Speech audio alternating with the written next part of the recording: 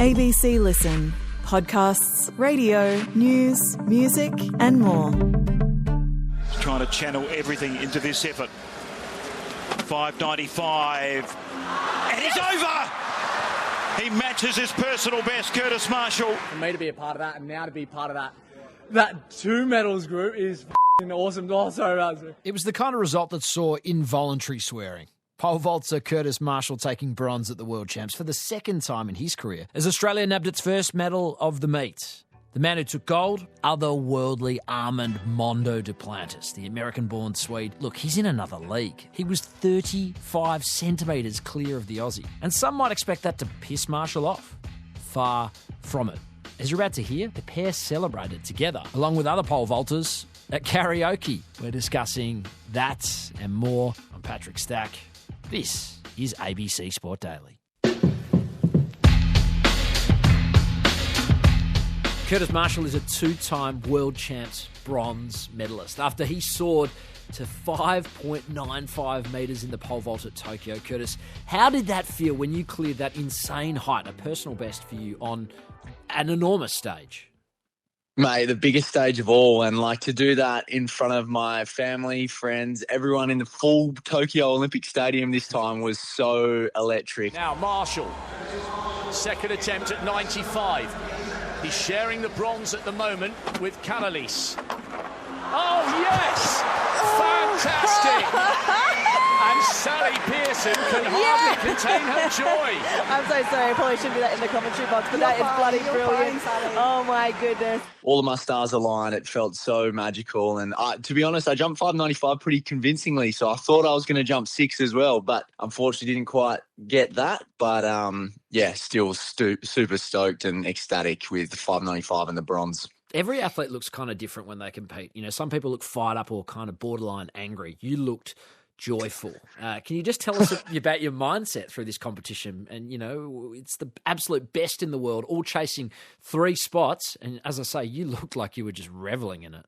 Yeah, well, to be a part of this generation of pole vaulters who have to jump 5.95 to even think about getting on the podium is pretty outrageous. Like Sam is in the 4th position now with 5.95, and that's the highest that's ever missed a medal. And I'm just lucky enough that I had a pretty clean scorecard, and I'm just absolutely ecstatic to be a part of this group. And I just basically go out there every single time and try and have the most fun that I can out there as possible, because I'm out there doing what I love, doing it with some of my best mates, which I get to travel with so often. And yeah, why would you not have a smile on your face when you're doing stuff like that? Perfect card. He's at 5.90 now. Kurtis is in the mood. He's the pride of South Australia. No point having a grimace and not enjoying yourself out there. So, yep, I reckon rude not to. You talk about the brotherhood and the sort of elite contingent that is getting around right now. I know you're mates with Armand Duplantis. There was a warm embrace after the event to see him post a 4th world record this year at 6.30 metres. I mean, how much do you love competing with someone who's literally the best to do what you do ever? Yeah, it's insane. We have such a good camaraderie amongst the boys out there. Well, because we all travel so much and compete so much together that we get to know each other so well. We hang out on and off the track. We all go out and play golf and get coffees, and any time that any one of us does really well, everyone gets around you. We're all super ecstatic for one another, and just lucky enough that was me this time round. And unfortunately, a couple of the guys jumped out of their skin last night, but weren't able to walk away with a medal. But that is what it is. And yep, I'm just super stoked to be a part of these championships and that magical event where Mondo jumped world record again, which is just outrageous. The noise is immense here in the National Stadium in Tokyo. What an honour and a privilege for all of us to be here. The crowd are on their feet. They're roaring him on. Is it his 4th world record of the year? Yes! Yes! Yes! Oh, yes! Yes! Cometh the hour! Cometh the Swede! The whole place is in raptures! You think you probably get bored every now and after him jumping it so many times, but every single time it's so special, and it's unreal. I reckon some people might find that really hard, like kind of like playing tennis when Rod Laver was absolutely dominant, or Serena Williams in the women's at their peak. I don't get that sense with you. I feel like you're reveling in it. Is that fair to say? Yeah, exactly. Nah, not at all. I don't feel like any animosity towards that dude. I'm just super stoked to be out there with him, tussling it out. If I'm pushing him to jump higher heights and forcing him to jump, these huge heights, and I'm up there with him, like that's my job done. It's a world record. Can you believe it? A fourth world record in a calendar year. Mondo Duplantis has sent the National Stadium into raptures in Tokyo.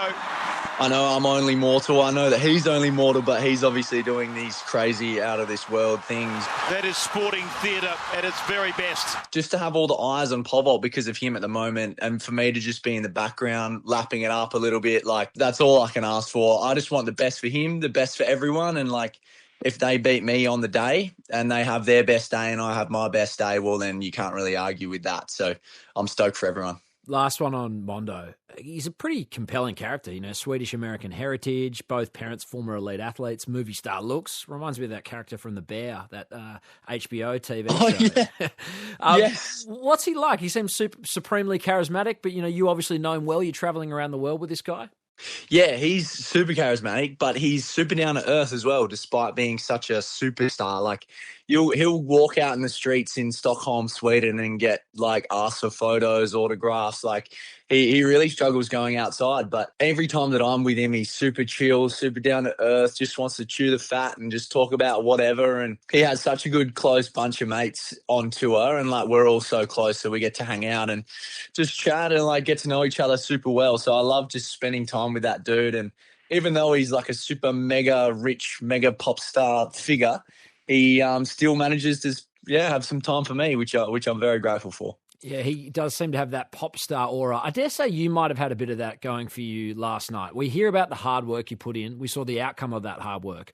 What only you can tell us is how you celebrate a career moment like that in a city like Tokyo. What went down? I'm thinking karaoke. I don't know. You take us through it.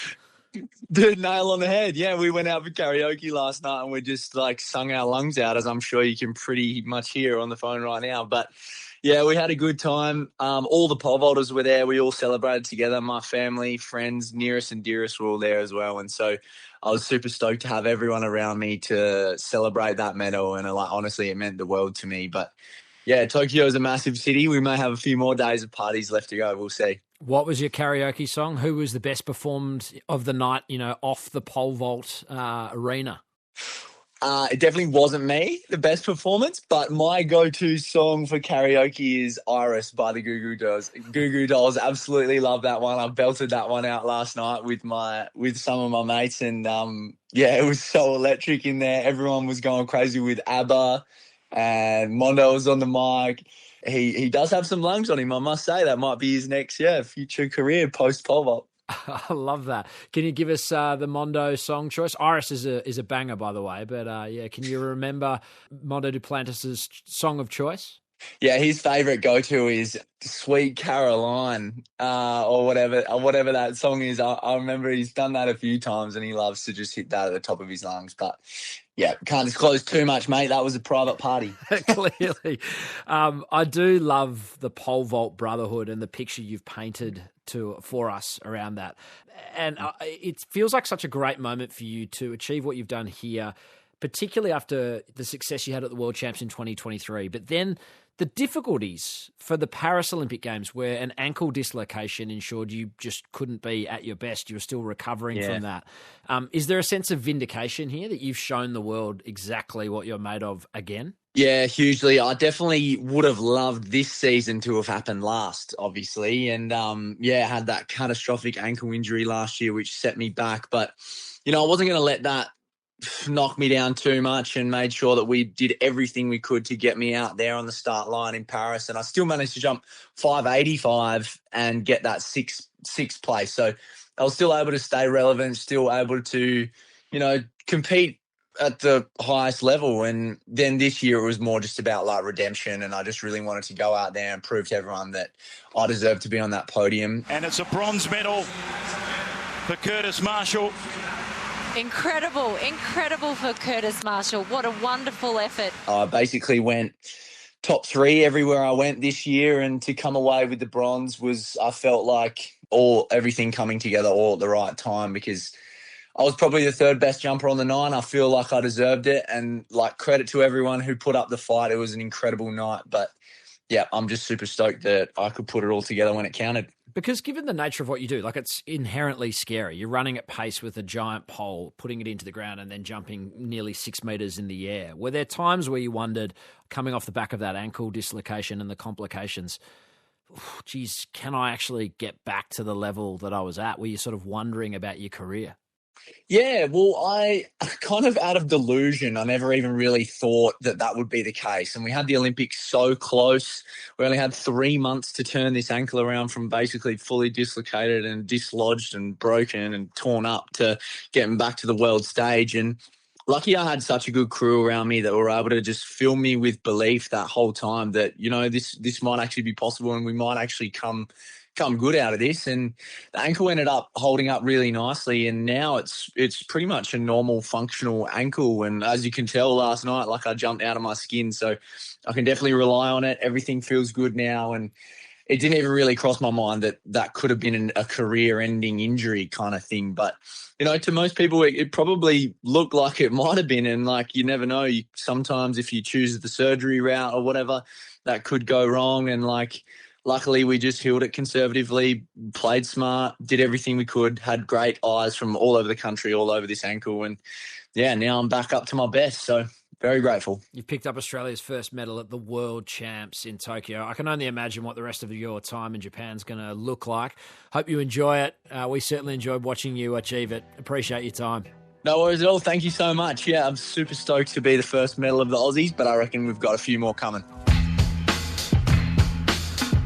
Headlines. AFL, where 2023 Norm Smith medalist Bobby Hill and star defender Jeremy Howe have both trained for Collingwood at an open session in Melbourne. The pair are pushing for selection for the prelim clash with Brisbane, but you get the impression the Pies won't roll the dice on both. Dispatcher suggests it's going to be Hill who misses out from a Lions point of view. Lots of questions about Hugh McCluggage, who's had his knee heavily strapped in recent weeks. The Brisbane camp is adamant it's no big deal. In rugby league, Justin Holbrook has been officially installed as Newcastle Knights head coach following the departure of Adam O'Brien. He's most recently been working at the Roosters under Trent Robinson, and he also operated as the head coach of the Gold Coast Titans before that. His biggest success as a leader probably came in the UK Super League, where he took St Helens to a title. Holbrook actually played for the Knights 5 times back in the Andrew Johns era team.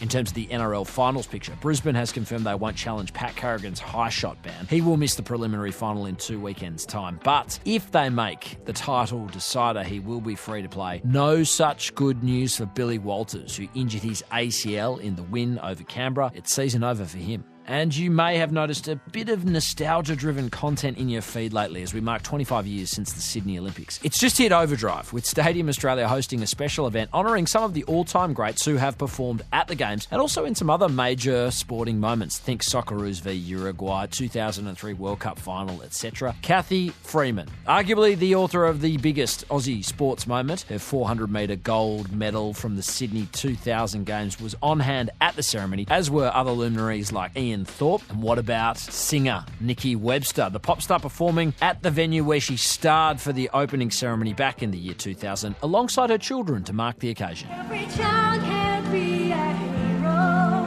if our world can live as one under the 7 skies together in this land. Every voice in celebration.